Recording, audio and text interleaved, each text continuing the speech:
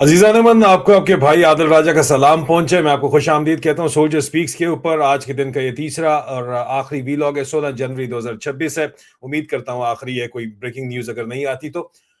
अजीजा नमन, मेरी स्टोरीज के ऊपर रिएक्शन आजकल बड़े अजीबो गरीब से आ रहे हैं। मैं खुद हैरान हूं। और काफी जो है उसके अंदर जर्नैल तक रगड़े जा रहे हैं। मिसाल के तौर के ऊपर जब जर्नैलों की बात करते हैं तो मैंने कुछ अरसे पहले कराची की करप्शन के ऊपर एक बड़ी मैगा स्टोरी की थी। कराची की करप्शन के ऊपर जो मैंने स्टोरी की थी उसमें मैंने बताया था कि किस तरह फौज करप्शन कर रही है, और उसमें सबसे बड़े नंबर वन साहब का भी नाम आया था, उछाला गया था। आमिर सुहेल एक क्लर्क था, पटवारी था सरकारी, जिसके बारे में मैंने स्टोरी की थी।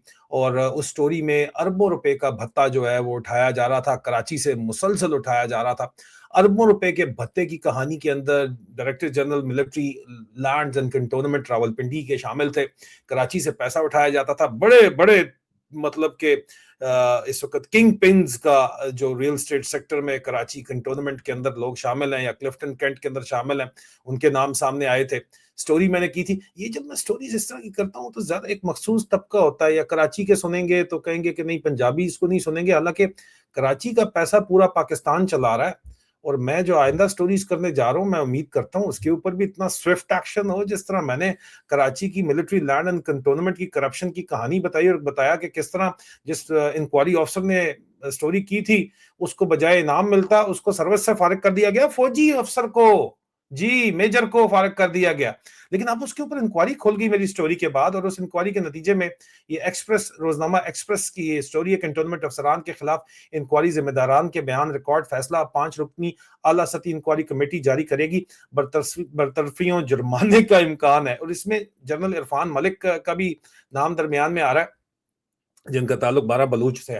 X DGC general Irfan Malik की मैं बात नहीं कर रहा, लेकिन जनरल इरफान मलिक यहाँ पे जो बात आ रहा है, रावलपिंडी जमील मिर्जा साहब लिखते हैं कि कंटोनमेंट बोर्ड रावलपिंडी के साबिक असिस्टेंट सेक्रेटरी, 2 साबिक कंटोनमेंट एग्जीक्यूटिव ऑफिसर्स और दीगर मातहत स्टाफ मुलाजमीन के खिलाफ मुबैना करप्शन, करप्ट प्रैक्टिस के इल्जामात, इनके साशाजात इनकी ज़राए आमदनी से ज्यादा होने के बाद बारे आला सतह इंक्वायरी में तमाम जिम्मेदारान के बयान रिकॉर्ड कर लिए गए।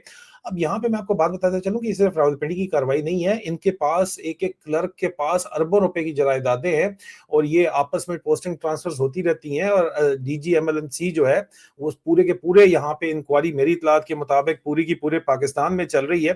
खासतौर के ऊपर जो पैसा है वो तो आता है ना जी, सारे का सारा कराची से आता है। कराची की भी इंक्वायरी चल रही है, तफसीलात मेरे पास मजीद आएंगी तो मैं आपको जरूर बताऊंगा। लेकिन असल कहानी मैंने बेनजीर मोहतरमा बेनजीर भुट्टो से मुतालिक जो एक वीलॉग किया, ये आपको स्क्रीन के ऊपर नजर आएगा।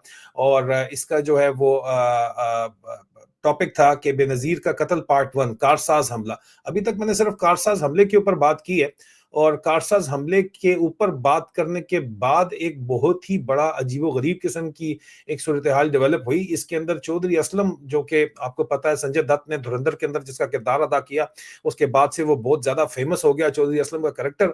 चौधरी असलम के को लेके ये जो मामलात हैं ये बड़े एक इंपॉर्टेंट मामलात हैं, क्योंकि चौधरी असलम को पता चल गया था, हालांकि उसका चक्कर कोई नहीं था कि चौधरी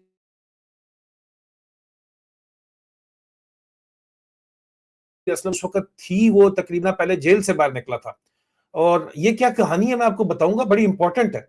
और चौधरी असलम की अपनी टीम के लोग उसके अंदर शामिल थे, लेकिन उस वक्त तक उनको पता चल गया था कि बेनजीर के, जाहिर बात है कि किस तरह इस्तेमाल किया गया टीटीपी को कराची से। और मैं आपको ये भी बताऊंगा आगे चल के कि किस तरह जो है एक सिपा साहबा लश्कर जंगवी का एक पूरा इकोसिस्टम बना हुआ है कराची के अंदर, जो कि आईएसआई के कहने के ऊपर, आईएसआई के ऑर्डर्स के ऊपर फंडिंग करता है पूरे के पूरे पाकिस्तान का जो मिलिटेंट इंफ्रास्ट्रक्चर स्ट्रक्चर है, जिसको इस्तेमाल किया जाता है आईएसआई के ऑर्डर्स पे, पाकिस्तान के मिलिट्री एस्टैब्लिशमेंट के ऑर्डर्स के ऊपर। वो मैंने आपको तमाम तर तफसीलात बताई, मजीद बताऊंगा कि मैं खोलूंगा। कुछ लोगों को मैं नहीं चाहता, क्योंकि जिन जिन के मैं नाम ले रहा हूँ आजकल, वो बेचारे उनके साथ क्या हो रहा है, जो कुछ हो सकता है उनको रास्ते से भी हटाया जा रहा है, बाकायदा तौर के ऊपर जिंदगियां तक यहाँ पे खत्म की जा रही है, क्योंकि ऐसे राजों से पर्दा उठ रहा है जो ज्यादा पुराने तो नहीं है और हकीकत से बहुत करीब है। चौधरी असलम की पूरी कहानी मैं अभी खोल के उसका फाइनल किस्त आपको कल तक उम्मीद है प्रेजेंट कर दूंगा। लेकिन चौधरी असलम के बारे में मैंने आपको बताया था कि चौधरी असलम ने पीपल्स पार्टी को, मैंने सिर्फ कल इसके ऊपर वीलॉग करके आपको बताया कि चौधरी असलम ने किस तरह जो है वो पीपल्स पार्टी को बचाया। लेकिन वो मेन वजह नहीं थी पीपल्स पार्टी को बचाने की, या उसका एमक्यूएम के साथ क्या राब्ता था और किस तरह जो है आईएसआई ने उसको फंसाया, वो मैं आगे तमाम चीजें लेके जरूर आऊंगा। लेकिन ये लेटेस्ट मैंने इसको जो है कल वीलॉग किया, चौधरी असलम ने पीपल्स पार्टी की हुकूमत कैसे बचाई, नसरीन जलील के बेटे को किस तरह दरमियान में इन्वॉल्व हुआ, ये तफसीलात अपनी जगह के ऊपर मौजूद है। लेकिन जो मेन स्टोरी थी वो स्टोरी वही थी जिसमें मैंने मोहतरमा बेनजीर भुट्टो के बारे में ये लोग जो बातें करते हैं उसको मैंने एक्सपोज किया कि मोहतरमा बेनजीर भुट्टो को इन्होंने आसिफ अली जरदारी को फ्रेम किस तरह किया, करने की कोशिश की, और असल में अंदर पीछे खाते कौन ये काम कर रहा था। कारसाज वाकया मैंने खोल दिया सारा नामों के साथ, और नाम जो मैंने लिए हैं वो चौधरी असलम के टीम मेंबर्स के थे, और चौधरी असलम के टीम मेंबर्स अभी भी सर्विस के अंदर थे। और ये नाम जो मैं आपको एक नाम ले रहा हूं, तफसीलात मैं आपको अभी बाद में बताऊंगा। अब बंदा अगर वो मारा जाए तो मेरा इसमें कोई कसूर नहीं है, या वो पहले मारा जा चुका है, मुझे पता नहीं है कि उसकी इस वक्त क्या सिचुएशन है। लेकिन वो बंदा क्योंकि इन्वेस्टिगेशन के अंदर मौजूद था और जिन सीनियर ऑफिसर्स को इनके बारे में पता था, जासिम बलोच बेनजीर के मर्डर में खुदकुश हमला आवर के बिल्कुल साथ खड़ा हुआ है। कराची का बंदा लियाकत बाग में क्या कर रहा था, कोई बेनजीर से उसका डायरेक्ट ताल्लुक नहीं था, मोहतरमा बेनजीर से। तफसीलात मैं आपको बताऊंगा। चौधरी असलम को भी खबर पता थी, उनकी टीम को भी पता थी, और उनके अलावा जो उनके एडिशनल डीआईजी हैं उनको भी पता थी। और एडिशनल डीआईजी साहब के साथ क्या हुआ, एडिशनल डीआईजी साहब जो है वो भी एक पुरस्कार वाकये के अंदर जो है वो हलाक हो गए। मैं बताऊंगा आपको आगे चल के अहमद हयात साहब के साथ क्या हुआ था।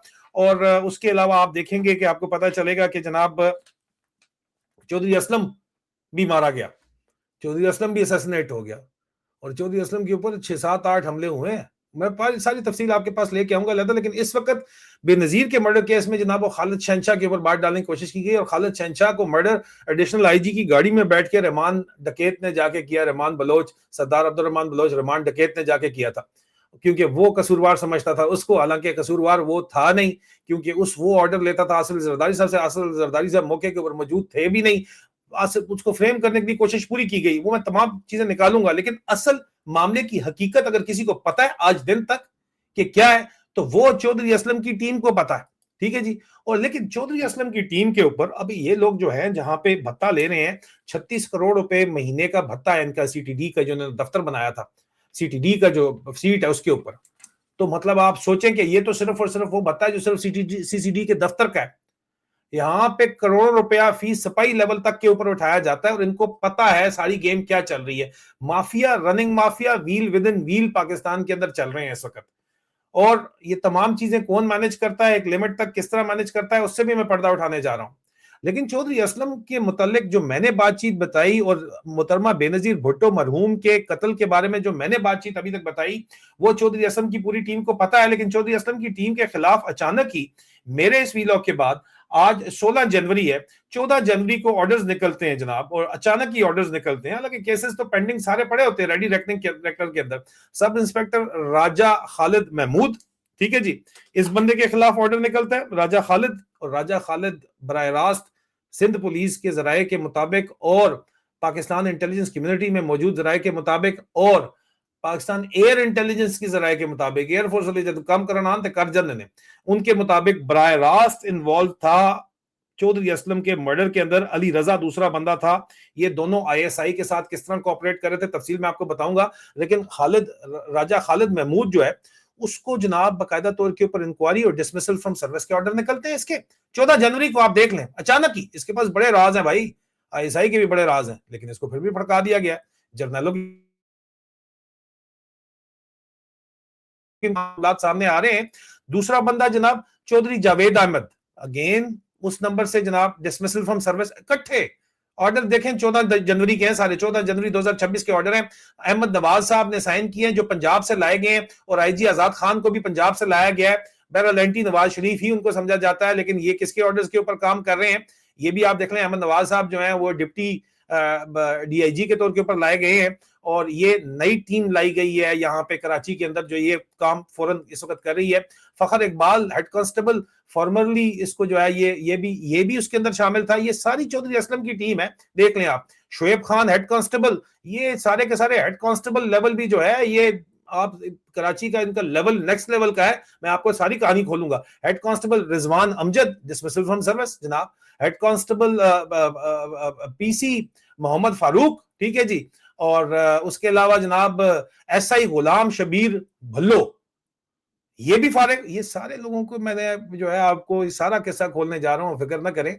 और जनाब सब इंस्पेक्टर मुख्तार अहमद पंवार, ये सारे के सारों को आपने उड़ा दिया एक ही दिन के अंदर। और ये चौधरी असलम की वो टीम है जो कि बेनजीर मोहतरमा बेनजीर भुट्टो के असल कातलों को बराह रास्त जानती है, उनकी इंक्वायरी कर रही थी। और न सिर्फ ये तो इंक्वायरी कर रही थी, लेकिन इसके अलावा चौधरी असलम को खुद भी पता था, चौधरी असलम को रस्ते से हटा दिया गया। वो उनके बारे में और भी बहुत सी बातें हैं, वो तमाम की तमाम बातें मैं इस वीलॉग के अंदर नहीं, कोशिश करूंगा कल मैं वीलॉग ले आऊं तो फिर मैं उस वीलॉग के अंदर वो तमाम की तमाम बातें खोलूं, क्योंकि वो खोलना बहुत ज्यादा जरूरी है। क्योंकि अब वक्त आ गया है कि ये तमाम बातें जो हैं ये खोली जाएं, क्योंकि अब मामला जो हैं वो एक खास हद से आगे बढ़ चुके हैं और इनको खोलना, इसके ऊपर बात करना बहुत ज्यादा जरूरी है। और जो एडिशनल डीआईजी जिसको सारी कहानी पता थी, जो कहते थे कि अगर ये चौधरी असलम को उन्होंने कहा था, चौधरी असलम की इसी टीम के मुताबिक, कि अगर बेनजीर के असल मर्डर को हम पकड़ लें, आईएसआई से कनी खा के, आईएसआई और एमआई को साइडलाइन करके हम सामने ले आए। क्योंकि जब लोगों को पकड़ना होता है, डैनियल पर्ल के जब मर्डर को पकड़ना था तो खोसा साहब एफआईए ने इंक्वायरी करके सारा का सारा खाता, माजर चाहता हूं, वो भी खोल दिया था।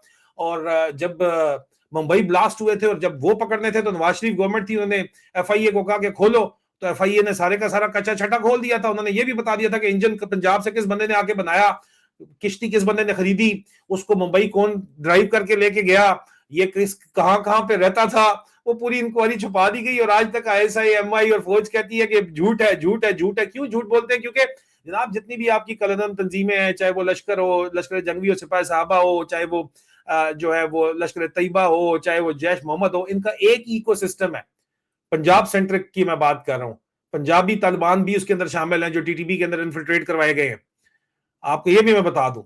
और ये जो मामलात हैं इसके अंदर बहुत सी ऐसी बातें हैं जिसके अंदर एडिशनल डीआईजी ने कहा था अहमद याद के बंदा पकड़ लो, चौधरी असलम को कहा था, तो फिर जो है वो तुम डीआईजी बनोगे और मैं आईजी बन जाऊंगा ना। दोनों दोनों जो है वो एक सस्पिशियस सर्कमस्टांसेस के अंदर बेचारा जो है वो काम से गया आपका डीआईजी, और साथ ही आपका जो है वो चौधरी असलम भी गया। और एक फौजी को ये तमाम बातें पता थी सिर्फ, ये भी मैं आपको बता दूं। और उस फौजी की भी तफसीलात मैं सामने लेके आ रहा हूँ। और वो भी बेचारा काम से गया पुरस्कार तरीके से, कराची से इसको पोस्ट आउट किया गया, अभी नाम नहीं लेता, लेकिन बहरहाल बात तो जा चुका है। वो तहसील मैं आपके पास लेके आऊंगा, लेकिन सारी की सारी उसकी, ईमानदार आदमी था, कमांडो था, और ये सारी बातें खुल के कर रहा था। एमक्यूएम की गवर्नमेंट थी, एमक्यूएम की गवर्नमेंट जिस तरह को, क्योंकि ये बात चौधरी असलम के साथ की बात है, चल मुशर्रफ के साथ चल रही थी, एमआई के साथ सपोर्ट कर रही थी। वसीम अख्तर उस वक्त जो है वो रऊफ साहब को हटा के, क्योंकि रऊफ साहब लगता है अल्ताफ हुसैन की बात सुन रहे थे, तो रऊफ हसन को हटा के वसीम अख्तर को लगाया गया था। वसीम अख्तर की कहानी और है बहुत बड़ी, वो भी सारी की सारी आएगी। वो फुल कोऑपरेट कर रहा था, और वसीम अख्तर के जमाने के अंदर जो है ये सारे का सारा काम हुआ, और वो खुल के इन लोगों को एक्सपोज कर रहा था कराची में बैठ के, इंटेलिजेंस की एक बड़ी अहम पोस्ट के ऊपर बैठ के। और उसको पहले भेजा गया पिंडी, और पिंडी में जनाब उसका एक ऑपरेशन होता है, और ऑपरेशन के बाद वो जो है अल्लाह को प्यारा हो जाता है। कर्नल खुशामदीन की बात कर रहा हूँ, तफसीलात भी लेके आऊंगा, तस्वीरें भी लेके आऊंगा, बाकी डिटेल्स भी लेके आऊंगा। लेकिन ये क्या हो रहा है भाई, एक एक स्टोरी के ऊपर ये क्या छुपाया जा रहा है, क्या इतना पर्दादारी है? आज तक तो आपने ये बताया था कि आसिफ जरदारी ने मारा मुशर्रफ के साथ मिलके, मुशर्रफ मर गया, आसिफ जरदारी जिंदा है, लेकिन और आसिफ जरदारी की कुर्सी के ऊपर जो है वो आसिम मुनीर की नजरें हैं। तो गेम जो चल रही है वो तो समझ आ रही है, आप लोग समझा दें अगर आपको ज्यादा समझ आ रही है तो। लेकिन मैं तो खोलूंगा कहानी अब मजीद। मैंने आपको कहा था एक लिमिट होती है हर चीज की, अभी वो लिमिट क्रॉस हो चुकी है।